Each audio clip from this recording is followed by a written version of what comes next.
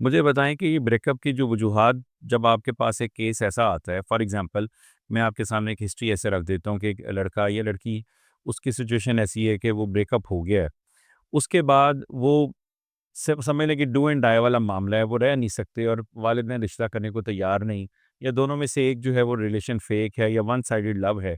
उस टाइम पर आप कैसे काउंसल करती हैं कि वो उम्मीद बांधी जाए और वो लड़की या वो लड़का जिस साइड पे जिसको बहुत ज़्यादा प्रॉब्लम हुआ है या उसको शॉक ऐसा लगा है, उसको बचाने के लिए और उसको नॉर्मल लाइफ में वापस लाने के लिए वो कैसे आप थेरेपी करती हैं? ये क्या चीज़ें हैं जो उनको एक उम्मीद की किरण की तरफ लेके जाती हैं? First and foremost issue is people stay in denial right after the breakup, and the moment they know कि उनकी शादी नहीं हो पा रही या घर वाले नहीं मान रहे, वो एक डिनाइल फेज में चले जाते हैं और वो उसको ड्रैग करते हैं। अब लेट्स सपोज उनका रिलेशनशिप चल रहा है 2 साल तक, 2 साल तक उन्हें पता लग गया कि हमारी शादी नहीं हो पा रही, लेकिन वो उसको एंड अप नहीं करते और उसको ड्रैग करे जाते हैं just because of the fair of losing the emotional investment and the time. उनको होता है कि हमने इतनी इमोशनल इन्वेस्टमेंट तो कर ली है, अब हम क्या करें, हमारी वो इमोशनल इन्वेस्टमेंट और टाइम तो वेस्ट जाएगा। तो वो डिनायल में रहते हैं। तो वो जो एक फ़िक्रा होता है ना कि 2 साल तक हमारा रिलेशनशिप रहा, वो कहते हैं 4 साल तक हमारा रिलेशनशिप चला। तो ये जो डिनायल वाला फ़ेज़ है, उसको ड्रैग करने वाला फ़ेज़ है, उस चीज़ की एक्सेप्टेंस दिलाना ही पहला स्टेप है कि हम अपने क्लाइंट को ये बताएँ कि now you are in your breakup zone, now you over. Game is over. अब आपसे इस फ़ियर से कि हाय इतनी इमोशनल इन्वेस्टमेंट की थी वो ज़ाया चली जाएगी। मैं एक टर्म यूज़ करती हूँ, वैसे थ्योरी में और थ्योरेटिकली कहीं पे ये एग्ज़िस्ट नहीं करती, देवदास मोड। क्योंकि लोगों ने इतनी इमोशनल इन्वेस्टमेंट की होती है, उन्हें लग रहा होता है कि हाँ, अब तो ये ज़ाया चली जाएगी।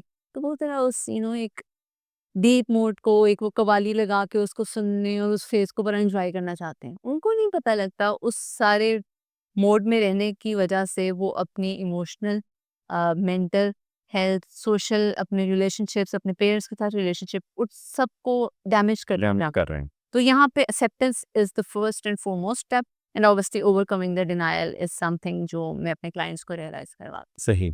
अच्छा, इसके अलावा जो अमूमन जो इस एक तो ये आ रहा है कि जो ब्रेकअप का मामला आ रहा है। हूँ। दूसरा और कौन-कौन से ऐसे पेशेंट्स हैं जो आपके पास आते हैं और उनको कोई मेडिकेशन के अलावा और क्या थेरेपी जो आप सजेस्ट करती हैं जिससे वो उस पोज़ीशन से बाहर निकल सकते हैं? उसके अंदर जैसे वन साइडेड लव के बहुत ज़्यादा केसेस आते हैं, क्रश के बहुत ज़्यादा केसेस आते हैं।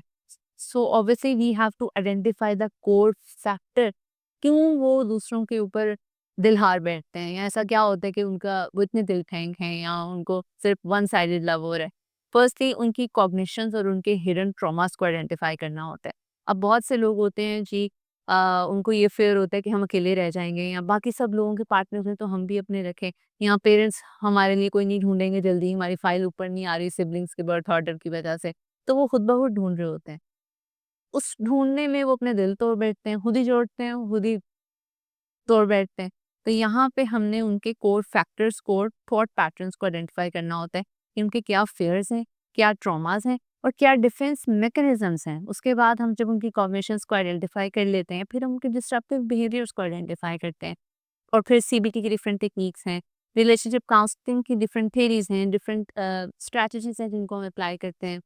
फॉर एग्ज़ाम्पल उस तरह से मैं चाहूँगा कि देखने वालों के लिए कुछ तो ऐसी हों कि जो जिनको आप अप्लाई करती हैं और उससे आप देखती हैं कि बड़ा इफ़ेक्टिव है। बिल्कुल, मैं आपको बताती हूँ। अब कुछ लोग होते हैं, हमें तो अब दे हैव अब लोगों का ये मिसकंसेप्शन है साइकोलॉजी के बारे में कि एक बंदा आया है, उसको किसी उसको दिल ही दिल में कोई पसंद आ गया और दिल ही दिल में उसको पता लग गया कि शादी नहीं हो सकती, तो वो एक ट्रॉमा में है।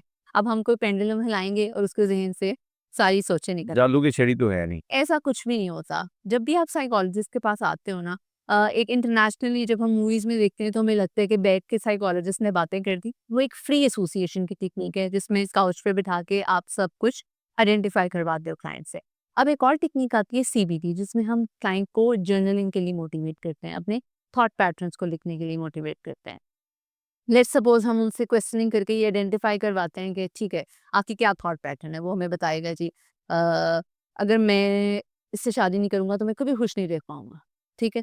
अगर ये मिला तो ठीक है वरना ज़िंदगी खत्म। तो हम उसमें थॉट पैटर्न्स, उनके कॉग्निटिव डिस्टॉर्शंस को आइडेंटिफाई करते हैं कि ब्लैक एंड व्हाइट थिंकिंग में ये ओवर जनरलाइज़ कर रहे हैं। फिर उसके अल्टरनेटिव पॉजिटिव कोपिंग स्टेटमेंट होते हैं। इट्स ऑलराइट, अगर वो नहीं मिला तो मेरी ज़िंदगी में और भी हिस्से हैं।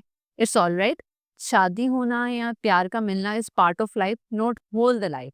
तो ये पॉजिटिव कोपिंग स्टेटमेंट्स और नेगेटिव थॉट्स को छोड़ के पॉजिटिव थॉट्स की तरफ आना, ये एक पूरा ट्रीटमेंट है। और फिर अगर ट्रॉमा हो तो ट्रॉमा फोकस थेरेपी है, आई मूवमेंट थेरेपीज़ होती हैं हमारी, डिफरेंट एंग्जायटी को स्टॉप करने की थेरेपी है जिसमें हमारी रबर बैंड टेक्निक आ जाती है, फिंगर मूवमेंट्स कुछ हमारी ऐसी हैं जो हमारी एंग्जायटी को उस टाइम पे रोकती हैं, मेडिटेशन की टेक्निक्स हैं, किस तरह से ग्राउंडेड आप रह सकते हो, प्रेजेंट मोमेंट में कैसे रहना है और फिर उसको किस तरह से ओवरकम करना है।